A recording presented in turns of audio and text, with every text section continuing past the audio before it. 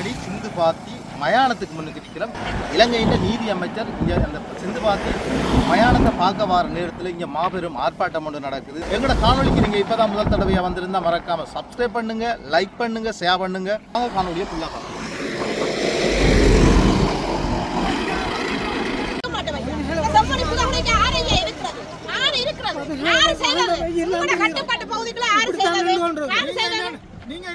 நீங்க சொல்லல, நீங்க என்னைக்கு தெரியும்? நீங்க இந்த உடுப்புல போட்டு இருக்கீங்க, உங்களுக்கு தெரியாதா? போட்டு இருக்கீங்க, உங்களுடைய ஆட்களால செய்யப்பட்டது. நாங்கள் வெளியோட நிக்கிறோம்.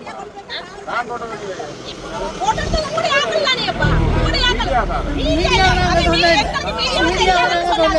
நாங்க கொலைகாரன் இல்ல, குற்றவாளிகள் எடுக்கிறவங்களே எங்கட புருஷனுக்கு வெளியோட மேலோட முசேல கேடி கொண்டு ஒவ்வொரு நாளும் அழுவாங்க.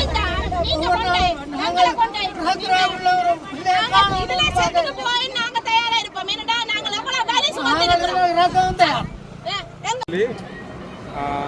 செம்மணி மனிதப்பதை புதைக்குழி, அதாவது யாழ்ப்பாண நுழைவாயில் அமைந்துள்ள சிந்து பாத்தி வழி மயான செம்மணி புதைகுழிக்கு முன்பாக ஒரு மக்கள் கவன ஈர்ப்பு போராட்டத்திலே நாங்கள் சர்வதேச நீதியை கோரி இந்த இடத்திலே இருக்கிறோம்.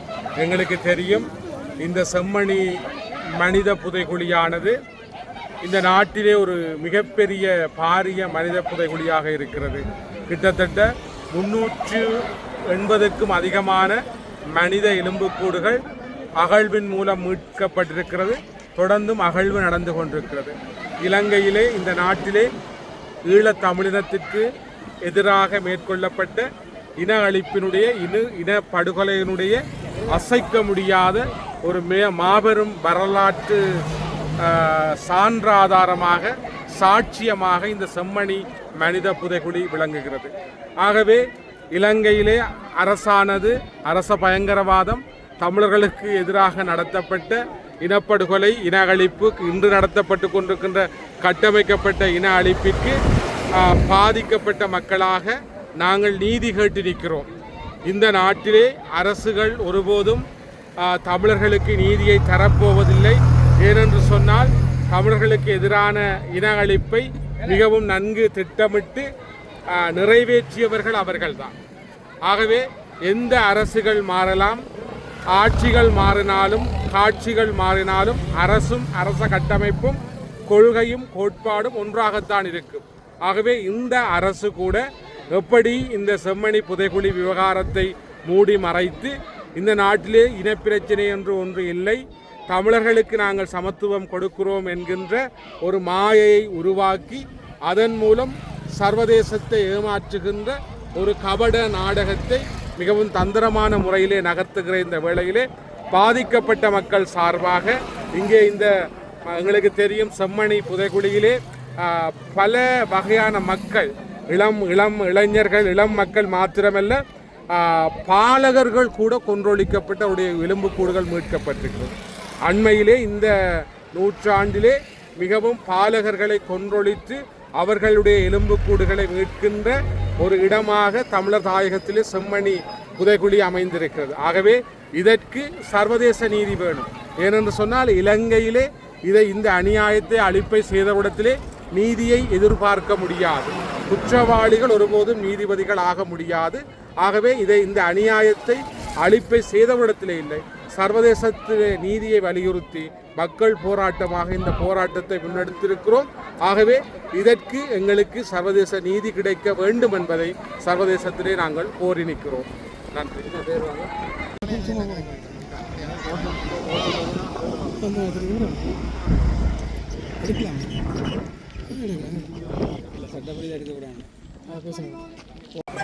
வணக்கம். வணக்கம். இன்று 19/6/2026 வெள்ளிக்கிழமை நாங்கள் அனைவரும் இங்கே யாழ்ப்பாணம் செம்மணி சிந்து பாத்தி மயானத்துக்கு முன்பாக ஒன்று கூடியிருக்கின்றோம். வடக்கு கிழக்கு வலிந்து காணாமலாக்கப்பட்ட உறவுகளுடைய சங்கத்தினுடைய அழைப்பின் பேரிலே இன்று ஒரு கவன ஈர்ப்பு போராட்டம் இங்கே நடைபெற்றுக் கொண்டிருக்கிறது. ஸ்ரீலங்காவினுடைய நீதி அமைச்சர் இன்று இந்த மயானத்தை பார்வையிடுவதற்கு முதலாவது தடவையாக வருகை தர இருக்கிறார் என்கிற விடயத்திலே எங்களுடைய எதிர்ப்பை நாங்கள் பதிவு செய்வதற்காக இங்கே ஒன்று கூடியிருக்கின்றோம். ஏனென்றால் ஸ்ரீலங்கா அரசு நீதியை எங்களுக்கு வழங்கப் போவது இல்லை.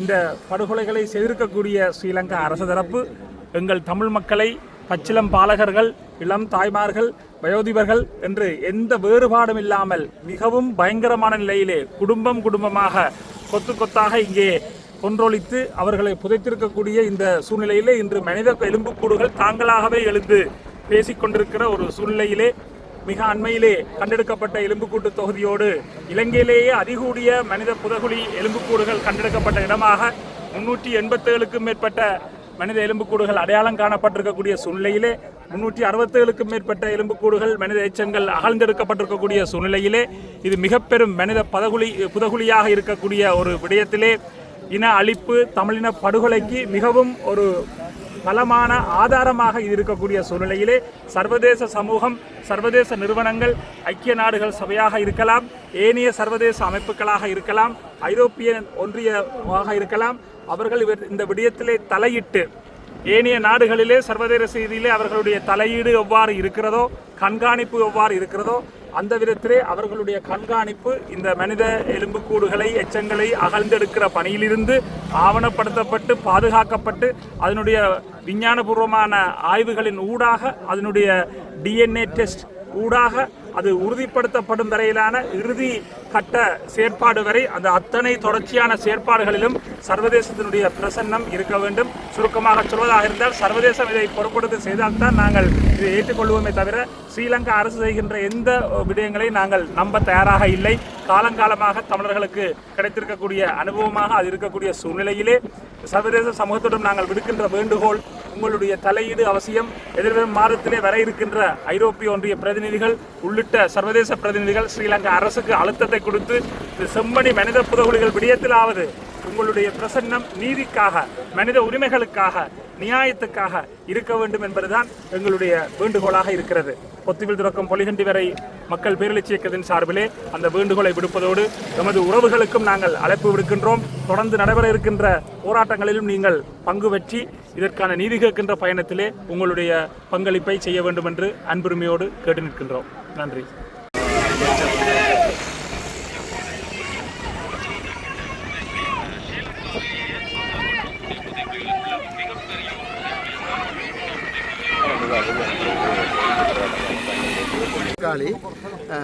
இன்று நீதியமைச்சர் இங்கே வருவதை முன்னிட்டு காணாமல் போனோர் உறவுகள் மற்றும் பொதுமக்களும் இங்கே கூடி உள்ளக பொறுமுறையை நாங்கள் நிராகரிக்கிறோம் என்ற அடிப்படையில் இங்கே கூடியிருக்கிறோம். இதே ஒரு பேச்சுக்காகவோ அல்லது ஊடகங்களுக்காகவோ கூறுகின்ற ஒரு விடயம் அல்ல. 1996ஆம் ஆண்டு இந்த அரியாலை பகுதியிலே மொத்தம் 629 பொதுமக்கள் இராணுவத்தால் கைது செய்யப்பட்டு படுகொலை செய்யப்பட்டதன் அடிப்படையில் பின்னர் கிரிஷாந்தி இங்கே படுகொலை கூட்டு பாலியல் வல்லுறவுக்கு உட்படுத்தப்பட்டு படுகொலை செய்யப்பட்ட பின்னர் 98ஆம் ஆண்டு ஜூலை மாதம் அவர் தூக்கு தண்டனை வழங்கப்பட்ட பின்னர் தன்னுடைய வாக்குமூலத்தில் இங்கே பாரிய அளவிலான மனித புதகுழி இருப்பதாகவும் அதுவும் குறிப்பாக 300 தொடக்கம் 400 வரையான இளைஞர் யுவதிகள் இவ்வாறு படுகொலை செய்யப்பட்டு இலங்கையினுடைய இராணுவ பிரிவினுடைய 7வது காலால் படையினுடைய மிக முக்கியமாக லலித் கேவாவினுடைய தலைமையில் இயங்கிய 600க்கும் மேற்பட்ட இராணுவ சிப்பாய்களுடைய பங்களிப்பில் இந்த படுகொலை இடம்பெற்றதாக தன்னுடைய வாக்குமூலத்தில் கூறியிருந்தார். அதன் அடிப்படையிலே அன்று 99ஆம் ஆண்டு ஜூன் மாதம் இங்கே சர்வதேச பிரதிநிதிகளின் முன்னிலையில் அகழ்வு செப்டம்பர் மாதம் வரையும் இடம்பெற்று குறிப்பாக 15 எண்பு தொகுதியில் கண்டுபிடிக்கப்பட்டன. அதனுடன் இந்த மனித புதகுழி அகழ்வு என்பது மூடப்பட்டது அல்லது அரசாங்கத்தினால் மூடி மறைக்கப்பட்டது. அதிலும் குறிப்பாக அந்த கண்டுபிடிக்கப்பட்ட 15 உடல்களிலே 2 உடல்கள் அரியாலை பகுதியைச் சேர்ந்த சதீஷ், பாபு என்ற 2 இளைஞருடைய உடல்கள், அதுவும் மிக முக்கியமாக அவருடைய தொழில் நிலையத்துக்கு சென்று இராணுவத்தினர் கைது செய்ய பின்னர் காணாமல் போனார் என்ற அடிப்படையில் அந்த 2 உடல்களும் கண்டுபிடிக்கப்பட்டன. எனவே அன்றைய நிலைமையில் நீதித்துறையும் மனித உரிமை அமைப்புகளும் மிகவும் தெளிவான தங்களுடைய கருத்துக்களை முன்வைத்திருந்தார்கள். சந்தேகத்துக்கு இடமற்ற முறையில் இங்கே இருந்த இராணுவத்தினரே இந்த இளைஞர்களை கடத்தி காணாமலாக்கப்பட்டு இந்த உடலாக எடுக்கப்பட்ட என்ற உண்மையை சர்வதேசத்துக்கு புலப்படுத்தினார்கள். இதன் அடிப்படையில் அதனுடைய நீதி விசாரணை இன்று 26 வருடங்கள் கழிந்தும் இன்னும் சட்டமா அதிபருடைய பரிந்துரைக்காக இன்னும் கிடக்கு போடப்பட்ட வழக்காகத்தான் இருக்கின்றது. அவ்வாறு செம்மணி வழக்கு என்பது இருக்கின்ற போது இந்த இப்பொழுது கண்டுபிடிக்கப்பட்டுகின்ற இந்த அரியாலை சித்துப்பாத்தி இந்துமையான வழக்கில் இவர்கள் எவ்வாறு உண்மையை வெளிக்கொண்டு வருவார்கள் என்ற சந்தேகமே எமக்கு எழுகின்றது. எனவேதான் நாங்கள் கோரிக்கொண்டிருப்பது மிக முக்கியமாக சர்வதேசத்தினுடைய நீதி, வைத்திய மற்றும் மனித உரிமை ஆய்வாளர்களுடைய மேற்பார்வையின் இந்த அகழ்வு இடம்பெற வேண்டும். இந்த பகுதியில் பாருங்கள், இப்போ நீதி அமைச்சர் உள்ளுக்கு போட்டார்.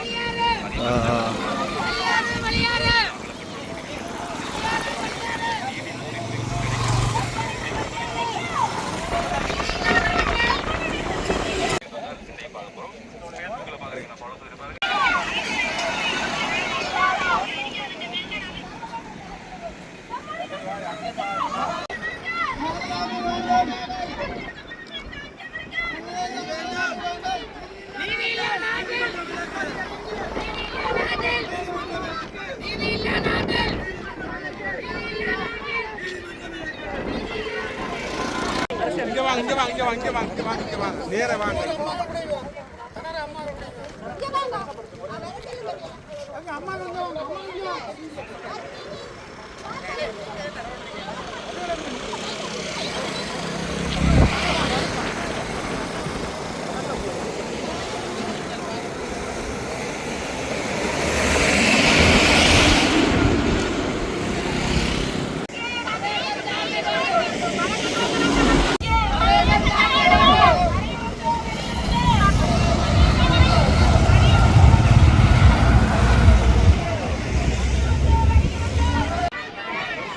தற்பொழுது நீதி அமைச்சர் செம்மணி புதையுடைய பார்வையிடுறது தான் நடந்து கொண்டிருக்குது. இன்னும் சொற்ப நேரத்தில் வந்து வருவார் இல்லை, மக்களை சந்திப்பாரா இல்லையான்றது தெரியலை எனக்கு.